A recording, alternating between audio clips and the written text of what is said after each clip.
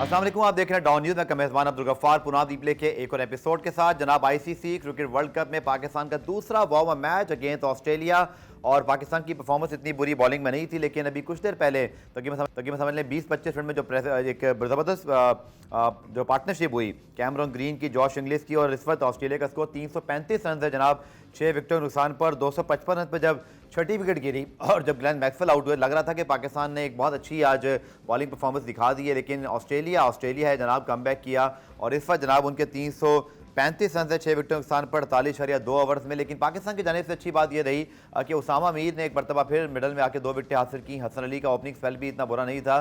उसके अलावा बाबर आजम आज कैप्टनसी नहीं कर रहे, रेस्ट कर रहे हैं एज अ कैप्टन, शायद बैटिंग करने आए, लेकिन शादाब खान ने पाकिस्तान की टीम को लीड किया। तो पाकिस्तान की टीम की तैयारी इस टूर्नामेंट में जो है वो कैसी है?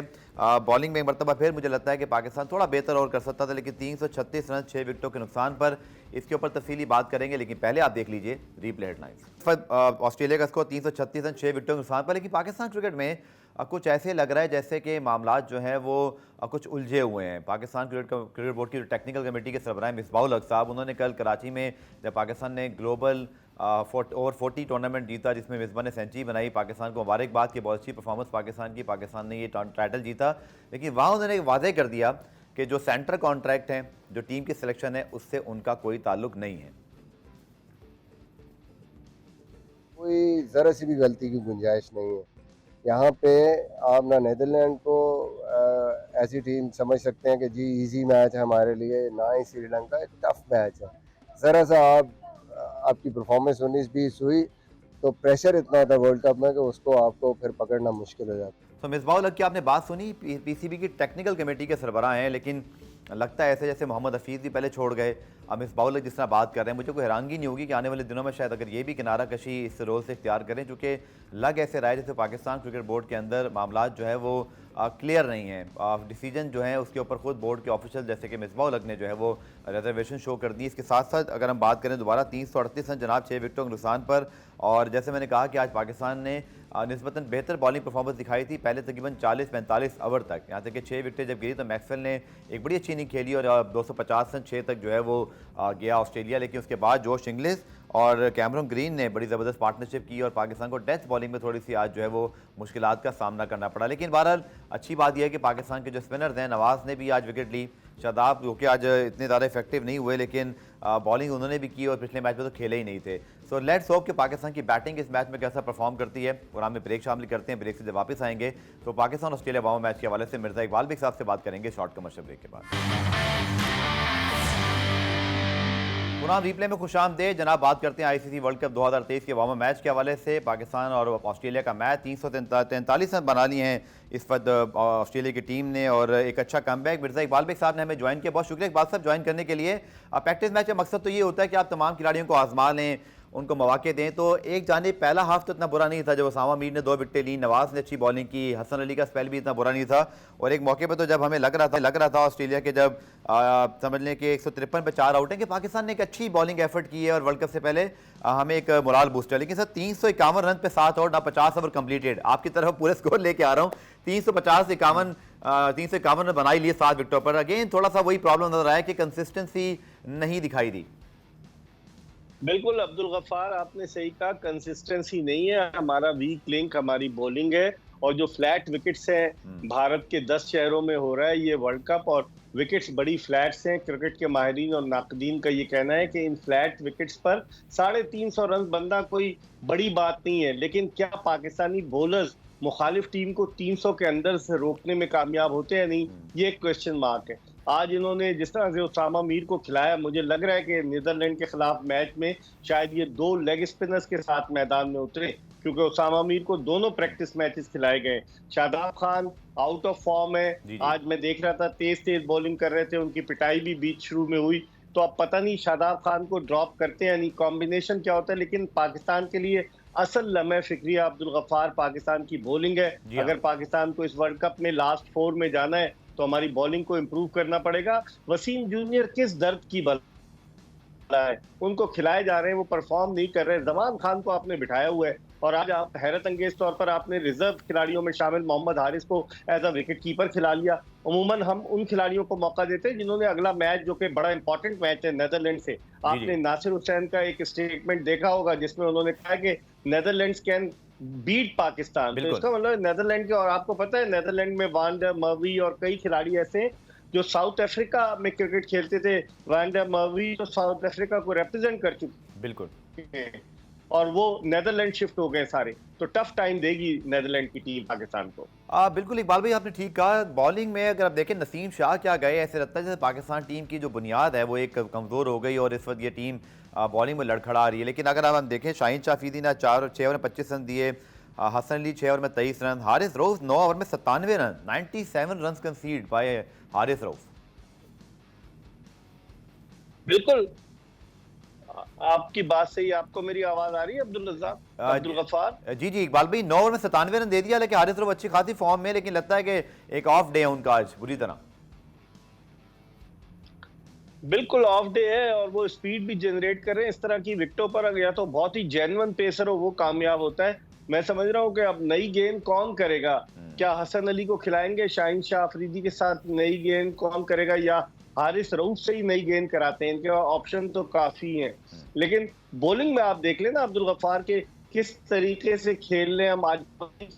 लेकिन पाकिस्तान की बॉलिंग जो है वो बहुत वीक बॉलिंग लग रही है। एक नसीम शाह के अनफिट होने से पाकिस्तान की जो बॉलिंग, जो फास्ट ट्रायो था दुनिया भर में मशहूर, बिल्कुल धड़ाम से नीचे गिर गया। तो ये पड़ेगा मिकी आर्थर वहां मौजूद है, क्या कॉम्बिनेशन आजमाते हैं, जो लिमिटेड आपके पास रिसोर्स है आपको आजमाना है। आप चेंज उसी सूरत में करेंगे 28 सितंबर लास्ट डेट थी कि अगर कोई हो जाए जेन्युइनली और टेक्निकल कमेटी आईसीसी की उसकी अप्रूवल ले। तो अब ये लोग एक बड़ी मुश्किल सूरत हाल से दो चार है। नेदरलैंड और श्रीलंका के खिलाफ अगर मैच हम जी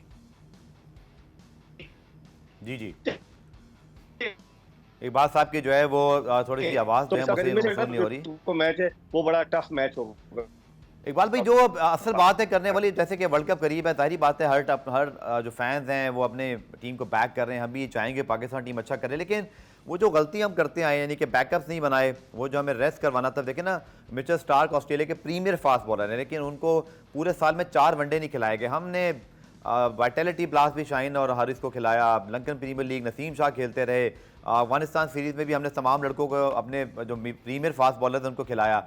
लगता है कि हम मौजूदा जो क्रिकेट है उसकी जो रिक्वायरमेंट्स हैं, वर्कलोड मैनेजमेंट, उससे बिल्कुल नावाकिफ़ हैं। नावाकिफ तो है, लेकिन जो सीनियर खिलाड़ी हैं उनकी भी ये ख्वाहिश होती है कि कोई मैच स्किप ना करें। आप देखें रिजवान, बाज़ औक़ात ऐसा लगता है उनके चोट लग गई, गिर गए, लेकिन वो खेल रहे होते हैं। तो आखिर अगर आप बेंच स्ट्रेंथ को नहीं आजमाएंगे, उसामा मीर को आप पहले घुमाते फिराते रहे, अब आपने 2 मैच उसको प्रैक्टिस के खिलाए, वार्म अप मैचेस, तो इसका मतलब ये हुआ कि आप चांस ही नहीं देना चाहते। सऊद शकील को आप घुमाते फिराते रहे, पिछला मैच इसको खिलाया जिसमें उसने 75 रन कर दिए। तो हमने बेंच स्ट्रेंथ, अब्दुल गफ्फार, हमने बेंच स्ट्रेंथ तैयार ही नहीं की। अगर हम तैयार करते तो अगर एक जख्मी हो जाए, कोई भी इंडिस्पेंसिबल नहीं है, अगर एक जख्मी हो जाए कोई दूसरा आ जाता है। लेकिन हमारे यहाँ तो वही गिने चुने प्लेयर्स है कि वही खेलेंगे, जिसकी वजह से हमें प्रॉब्लम हो रही है। वरना आप भारत को देख लें कि उसने 5 प्लेयर्स रेस्ट कराए ऑस्ट्रेलिया के खिलाफ ओडीआई सीरीज में। हमारे यहाँ तो हम तो नेपाल के खिलाफ भी रेस्ट नहीं कराते, हम अफगानिस्तान के खिलाफ भी रेस्ट नहीं कराते, हम नेदरलैंड के खिलाफ, जो नेदरलैंड में 2 साल पहले सीरीज हुई थी, वहां रेस्ट नहीं कराते। तो फिर कैसे आप बेंच स्ट्रेंथ तैयार करेंगे? और सर, भारत की या गुड लक कह लें या बैड लक, के दोनों बारिश के वजह उनके जो वावा मैचेस थे वही मनसूख हो गए, तो उनको और रेस्ट मिल गया।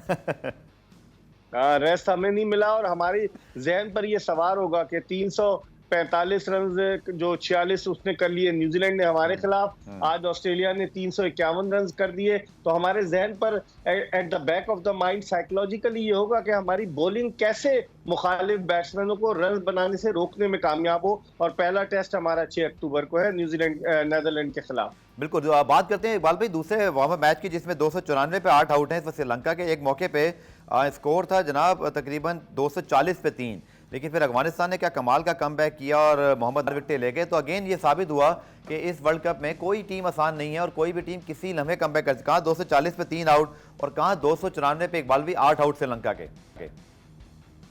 बिल्कुल आपने सही कहा, श्रीलंका भी हमें टफ टाइम देगी। उनके जहन में होगा कि हमने एशिया कप का जो तकरीबन सेमीफाइनल बन गया था, आखिरी 2 गेंदों पर 6 रन उन्होंने बना लिए, वो हमें टफ टाइम देगी। अब ये देखते हैं कि थिकशाना जो उनके मेन ऑफ स्पिनर है, आया वो कंप्लीटली फिट हुए नहीं हुए, और वेला लागे तो उनके साथ खेलेंगे। तो आप श्रीलंका को आसान ना ले। श्रीलंका और नेदरलैंड की टीमें ऐसी टीमें अब्दुल गफ्फार के जिन्होंने वेस्ट इंडीज और जिम्बाब्वे का रास्ता रोका, वो क्वालिफाई नहीं कर सके वर्ल्ड कप के लिए। So there will be tough contest between Pakistan and Netherlands and Pakistan and Sri Lanka before the current match of India. तो दूसरी जाने मैंने भी आपके ज्वाइन करने से पहले मिसबाह उल हक की बात सुनाई। वो कहते हैं जी मैं क्रिकेट कमेटी की टेक्निकल सरबराह हूँ, लेकिन मैं सेंट्रल कॉन्ट्रैक्ट से मैं बिल्कुल मुतमईन नहीं हूँ, रिजर्वेशन है मुझसे कोई कंसल्टेशन नहीं हुई। फिर हफीज़ पहले छोड़ के जा चुके हैं। ये पाकिस्तान क्रिकेट बोर्ड में इस वक्त कैसी किस्म की गवर्नेंस चल रही है, कुछ समझ नहीं आ रहा। चीज़ें ऊपर नीचे हो गई हैं बहुत सारी, और अभी खुद नजम सेठी तो जा चुके हैं, लेकिन ज़का अशरफ साहब जो हैं उनका अपना भी जो टेन्योर है वो आई थिंक गालिबन 5 नवंबर उसका नोटिफिकेशन का टाइम है। सो एक अजीब अनसर्टनटी सी मौजूद नहीं है। बिल्कुल लावा पक रहा है। देखिए ना आप, ज़का अशरफ साहब जब आए थे, ये अच्छे आदमी हैं, लेकिन इनको कहा गया था डे टू डे अफेयर्स देखे, लेकिन फिर उसके बाद क्या हुआ कि लूट मच गई, लूट सेल लग गई पाकिस्तान क्रिकेट बोर्ड में, हर आदमी को नवाजा गया।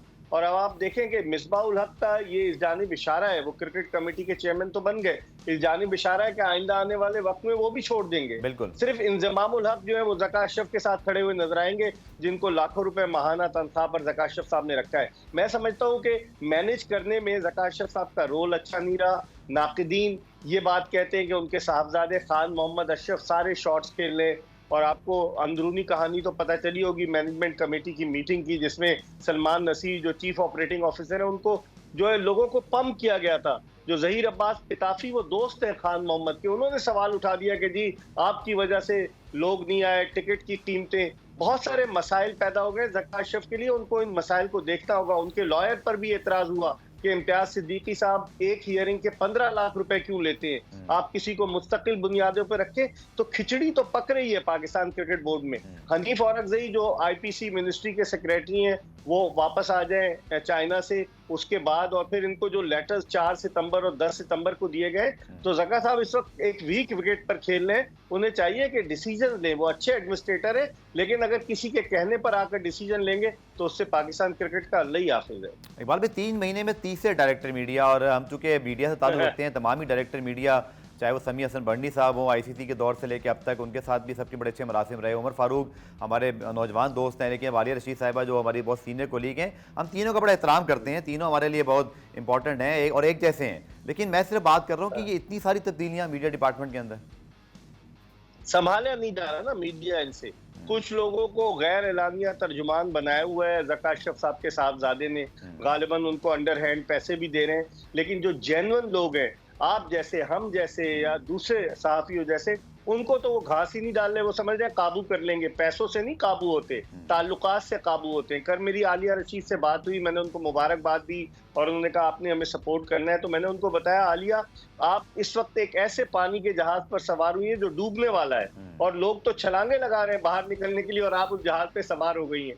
लेकिन आलिया के साथ हमारे अच्छे ताल्लुकात हैं। मुझे नहीं लगता कि इन हालात में जब सारे डिसीजन ऐसे लिए जा रहे हैं कि जिन पर तनकीद हो रही है, आलिया रशीद उनको कंट्रोल करने में कामयाब होंगी। हालांकि बड़ी पुरानी है, सबसे उनकी दोस्तियां हैं, अच्छी खातून है, लेकिन लग नहीं रहा। दूसरी तरफ शकील शेख साहब जो है वो तमाम बंदूकों का रुख जो है ज़का अशरफ साहब की तरफ किए हुए हैं कि हम इनको नहीं छोड़ेंगे। तो ये खिचड़ी किस बात की पक रही है? मुझे तो लग रहा है कि ज़का साहब भी मुझे नहीं लगते आते हुए, नजम सेठी साहब भी नहीं लग रहे। कोई तीसरा बंदा आ जाएगा, तीसरा फरीक जो इंटरम पीरियड के लिए आएगा, और फिर पीसीबी के इलेक्शन कराकर एक नए चेयरमैन का इंतखाब अमल में आएगा। लेकिन सर वही पैटर्न जो है वो आपके वज़ीर-ए-आज़म जो भी हों, चाहे वो केयर टेकर हों या आने वाले जो नए वज़ीर-ए-आज़म होंगे, तकर्रुरी वहीं से होनी है। तो फिर लगता है कि सब कुछ वही खिचड़ी बनी हुई है। और शायद ज़का साहब उस वक्त बड़े इंपॉर्टेंट थे जब वो गवर्नमेंट मौजूद थी, अब नई गवर्नमेंट के करीब वो है नहीं है।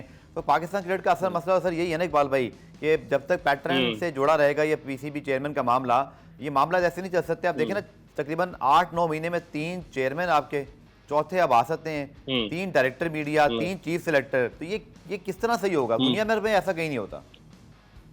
आपने बिल्कुल सही निशानदी की अब्दुल गफ्फार। और मेरे तो जराए ये बताते हैं कि ज़का साहब मिलना चाहते थे निगरान वजीर आजम अनवारुल हक काकर साहब से, लेकिन मुलाकात नहीं हो सकी उनकी। और जो हालात जिस समत में जा रहे हैं, क्योंकि लोग जो है वो कोई ना कोई रिपोर्ट्स तो पहुंचती होंगी ना कि पाकिस्तान क्रिकेट बोर्ड में क्या हो रहा है। सोने की चिड़िया बन गई, क्रिकेटर्स का पैसा है और फिर इस तरह के बयानात देना, फिर चार्टर्ड जहाज लेकर जाना आना, और फिर पीएसएल के लिए कह रहे थे कि दुबई में कराएंगे, अब उसकी वजाहत आई कि नहीं जी यही होगी। तो इसका मतलब क्या हुआ? इसका मतलब ये हुआ कि आप पाकिस्तान क्रिकेट बोर्ड के जो लोग हैं जो आए हैं हेल्म ऑफ अफेयर्स पर, वो क्रिकेट के बजाय ज्यादा घूमने फिरने में, एम्प्लॉयमेंट एक्सचेंज बनाने में दिलचस्पी रखते हैं। ऐसा होना नहीं चाहिए। और जका साहब अच्छे एडमिनिस्ट्रेटर से, अब से 10-11 साल पहले जब वो चेयरमैन थे, सही तरीके से डिसीजन ले रहे थे। लेकिन वो कहते ना, इस घर को आग लग गई घर के चिराग से, तो उनके साहबजादे जो गाइड कर रहे हैं वो पाकिस्तान क्रिकेट के लिए और जका साहब के लिए भी नुकसानदेह। चलिए सर, आखिर में वर्ल्ड कप की बात करते हैं। ये वार्म अप मैचेस देखकर इकबाल भाई, स्पेशली पाकिस्तान की अब तक की जो बॉलिंग परफॉर्मेंस है, या अगर हम बैटिंग की आज बात करें, फ़खर जमान आई थिंक बड़े इंपॉर्टेंट रहेंगे, चूंकि 350 अगर हमें चेस करने हैं, वी नीड फ़खर जमान, एक ऐसा फ़खर जमान जो अपनी बेस्ट फॉर्म में हो। बिल्कुल आपने सही कहा। फ़खर जमान के मैं देख रहा था कि कोई 189 या 200 के करीब रन हैं गुज़िश्ता 10 इनिंग्स में। ओडीआई में आखिरी सेंचुरी इन्होंने रावलपिंडी में बनाई थी न्यूजीलैंड के खिलाफ। लेकिन वो ऐसा प्लेयर है कि जो सर्किल का भरपूर फायदा उठा सकता है, अग्रेसिवली खेलता है। अगर आप इमामुल हक और अब्दुल्ला शफीक को ओपनर भेजते हैं, अब्दुल्ला शफीक टेक्निकली साउंड है और इमामुल हक डॉट बॉल बहुत ज्यादा कंज्यूम करते हैं अपने लिए। बाद लोग कहते हैं खेलते हैं, बाद लोग तो ये भी कहते हैं कि इमामुल हक जो थे वो वहां से खबरें दे रहे थे कुछ लोगों को। लेकिन मुझे लगता है कि ओपनिंग कॉम्बिनेशन में इनको फ़खर जमान जैसे सीजन कैंपेनर को रखना पड़ेगा, वरना मुश्किल होगी। ओपनिंग पार्टनरशिप इंपॉर्टेंट होगी। आखिर कब तक बाबर आजम और मोहम्मद रिजवान पाकिस्तान की बैटिंग का बोझ अपने कांधों पर उठाएंगे? मिडिल ऑर्डर में इन्हें सऊद शकील को खिलाना पड़ेगा। अगर सलमान अली आगा को खिला रहे हैं, उससे बॉलिंग करा रहे हैं, तो क्या चाचा इफ्तिखार खेलेंगे या नहीं खेलेंगे, ये भी क्वेश्चन मार्क है। शादाब टीम में होंगे, बहुत सारी सवालात जन्म ले रहे हैं। अब देखें नीदरलैंड के खिलाफ जो मैच है 6 अक्टूबर को, उसमें क्या होता है। ठीक है सर, आखिर में पाकिस्तान हॉकी 4 मरतबा वर्ल्ड चैंपियन जो है वो सिर्फ ओलंपिक में क्वालिफायर खेलेगा 100%, बल्कि एशियन गेम्स के हम सेमीफाइनल में नहीं आ सके। 10 गोल से हम भारत से हार गए।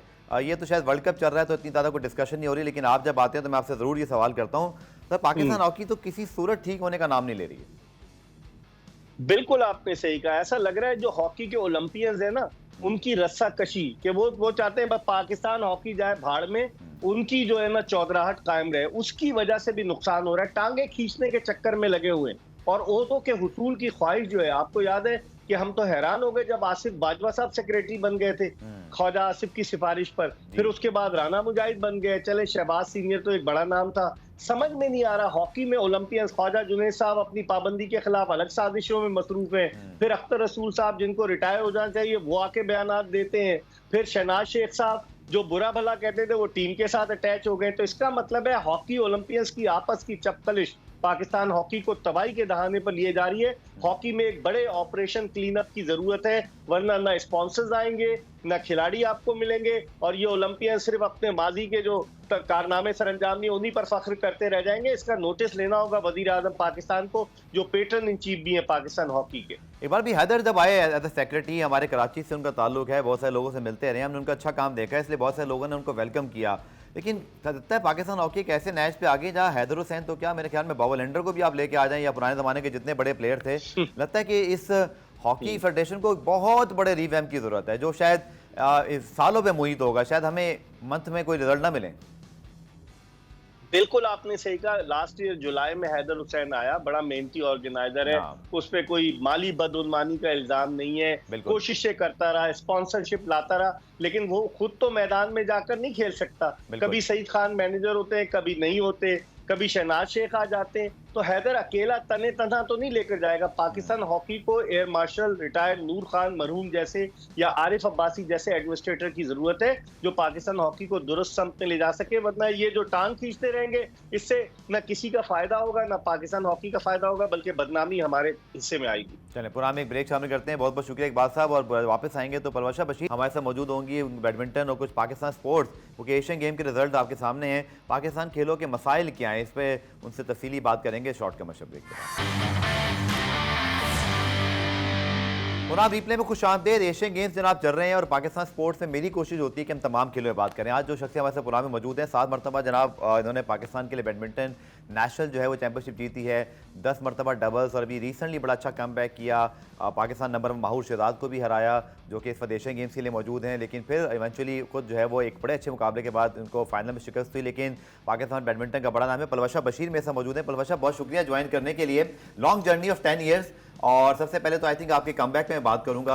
मुझे पता है आपने कितनी मेहनत की है, सोशल मीडिया पे कितनी पोस्टिंग की है, और लेकिन बड़ी खामोशी से की है कि मैं अच्छा कमबैक कर लूं। So how was the feeling when you know defeat? I think Mahaur बहुत अच्छा खेल रही है बहुत अरसे से, और आपके लिए आई थिंक बहुत बड़ी बात थी कि आपने उनको पहले राउंड में हराया, बट इवेंचुअली थोड़ा सा हार्ट ब्रेक होगा जब फाइनल में आप इतने करीब आके वो टूर्नामेंट हार गई। But ultimate I think goal is the comeback.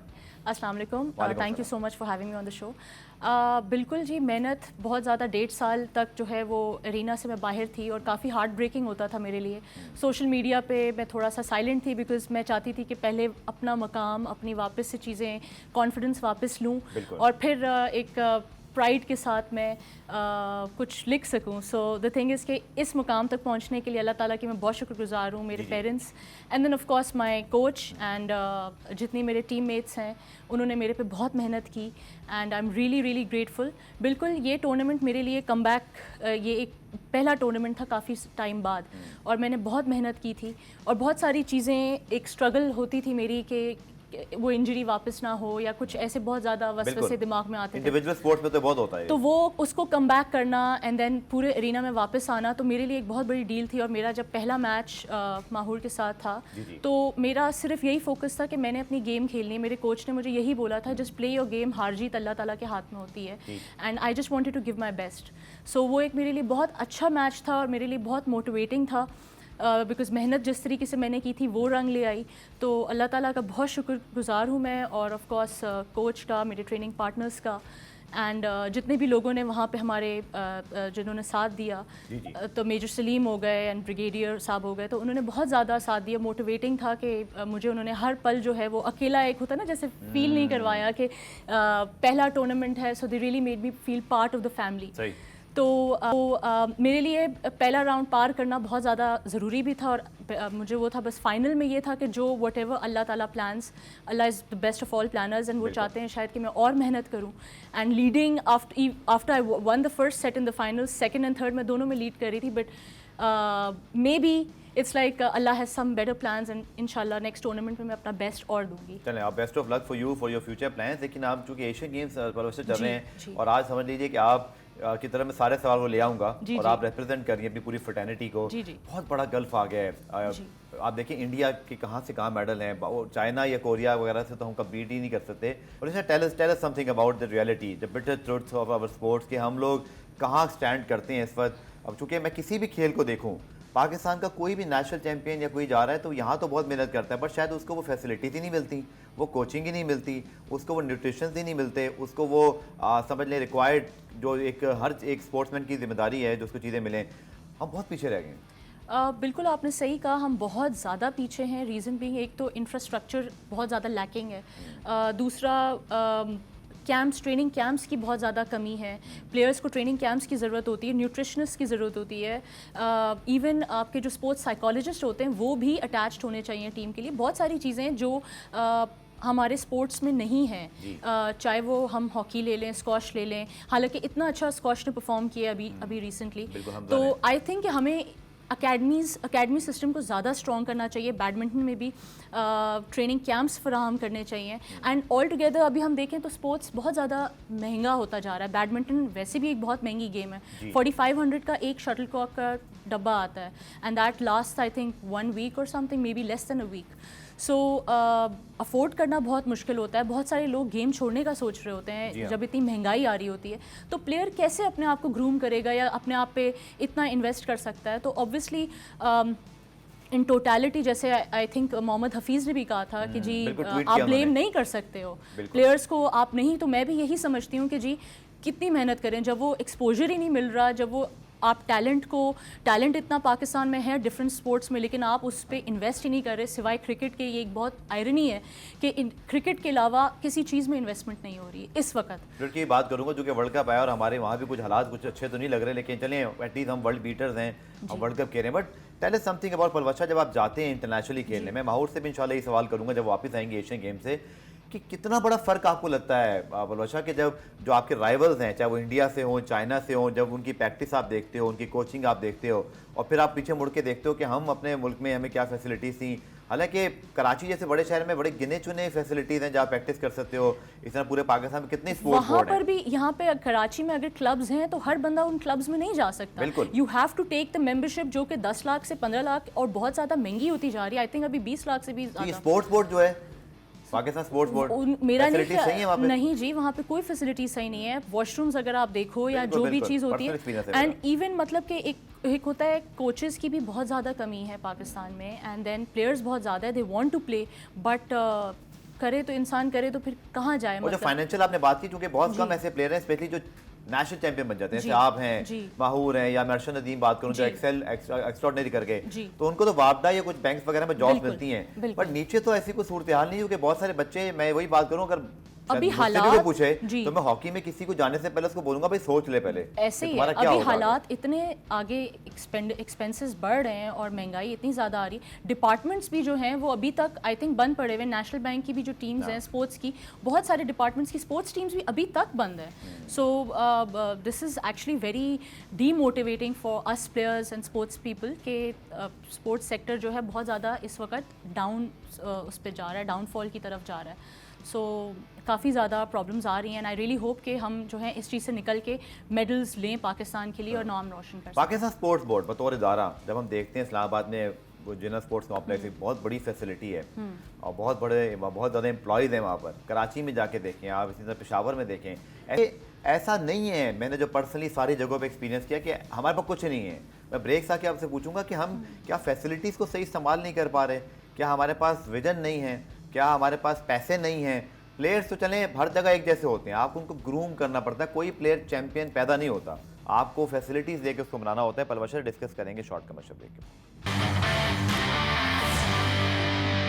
तो जनाब हम बात कर रहे हैं कुछ एशियन गेम्स और पाकिस्तान स्पोर्ट्स के हवाले से। पाकिस्तान की 7 मरतबा की national badminton champion Palwasha Bashir हमारे साथ मौजूद हैं। पलवशा, वर्ल्ड कप पे भी थोड़ी सी जरूर बात करूंगा, आई नो कि you are a very good cricket lover as well और आप उसके टीवी पे बैठती भी हैं मैचेस के हवाले से, बट आप पाकिस्तान स्पोर्ट्स बोर्ड जैसे मैं फैसिलिटीज की बात कर रहा था, इतनी बड़े बड़े बुलंदो वाला अमारात मौजूद हैं।